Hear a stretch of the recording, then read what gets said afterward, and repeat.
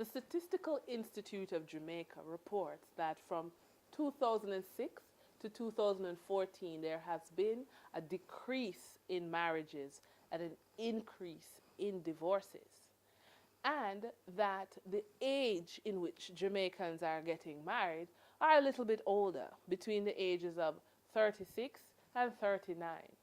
And so, if we're getting married in our late 30s, but we're also getting divorced in an increasing number, clearly there's something going on. And statistics globally point that one of the biggest stressors on marriage is money. And so, we are absolutely pleased to have with our executive interview segment this week the Reverend Dr. Carla Dunbar. Now, you may know Reverend Dunbar from various shows like Religious Hard Talk, where she is not only a minister of the word, not only is Reverend Dunbar a minister of the word, she's a trained sexologist, but she also has a thing or two to say about marriage and money.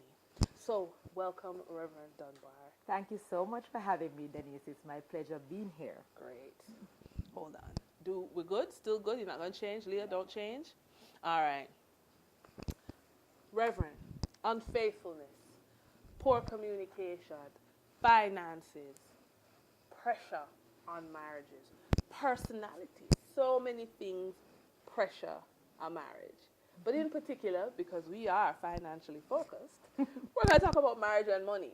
Yes. So give us a little understanding of what you've seen, because you have a marriage restorative practice in addition to your ministry. Right. All right, cut. Now look at the camera. Okay. Wait, oh, he's going to zoom in on Okay. Right. So first and foremost, let us talk about the foundation. We talk about the statistics in divorce and how it's rising and how marriage is declining.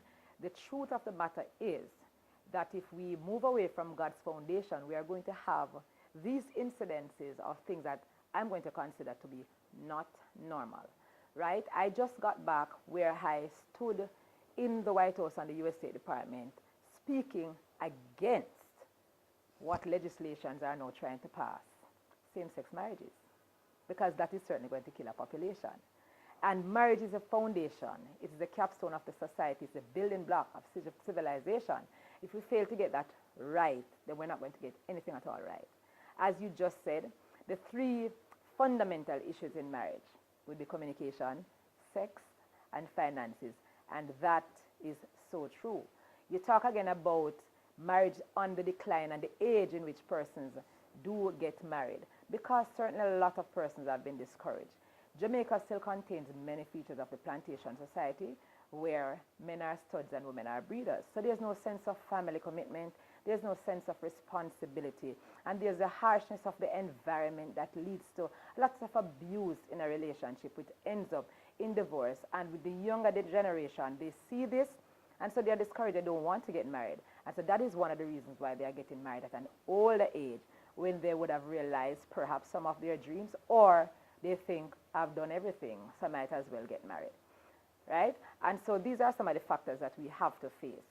Certainly, marriage comes with finances and financial challenges, but there's a way to beat all of that. Let me ask the question. Right, ready?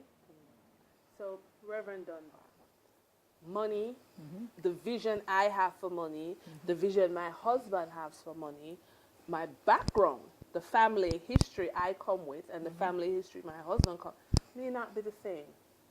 That's the problem. Philosophies are different. Right. And that is one of the reasons why it is important. I stress premarital counseling a lot. Right? It's important to have proper premarital counseling. A lot of our pastors are not marriage officers, are trained counselors. And so we marry a person without them having a clear understanding of what they are going into, first of all, which is marriage, and what it will take to keep a marriage together. Right. So I have a 10-session, very intense premarital session. And I've also told persons they are not ready after my first evaluation to get married, because there are certain things that they have to satisfy for me in their prerequisite. Right. Otherwise, I won't be the marriage officer. So give me an idea from a financial perspective. What would be some of the things that Okay, they have persons will come to marriage with their own assets, right? Because if you are out there and you're working, you have your own assets. Right. But I encourage them to have openness and honesty. Sorry. Oh my God. Sorry. Okay.